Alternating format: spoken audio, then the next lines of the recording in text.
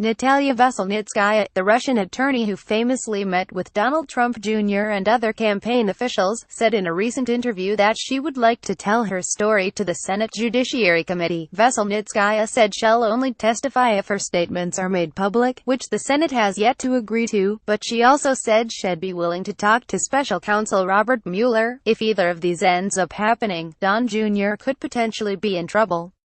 In that same interview, Veselnitskaya said that during her discussions with Trump Jr., he asked for documented proof that Hillary Clinton's campaign received illegal contributions, and in exchange, his father could review an anti-Russia law should he become president.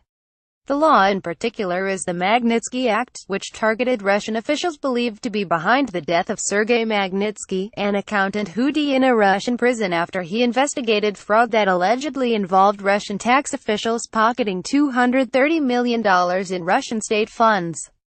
After the act was passed in 2012, Russia banned adoption from Russia to the U.S. on its face. This as like a quid pro quo, with Trump Jr. promising at least an effort to change U.S. policy to benefit Russian interests, in exchange for something of value to the Trump campaign.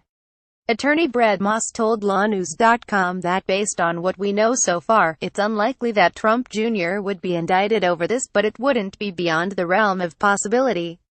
Conspiracy to violate campaign finance laws is one example often discussed with respect to Donald Trump Jr., with the argument being he was conspiring to receive something of value, Russian government documentation from a foreign national in violation of campaign finance law restrictions, Moss said.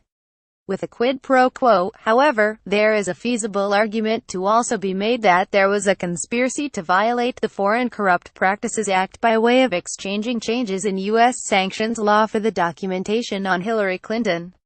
Still, Moss said, these are stretches but cannot be dismissed outright either. He added that, at the very least, Mueller could use this as leverage against Trump Jr. to make sure he cooperates with the investigation when it comes to providing documents and testimony.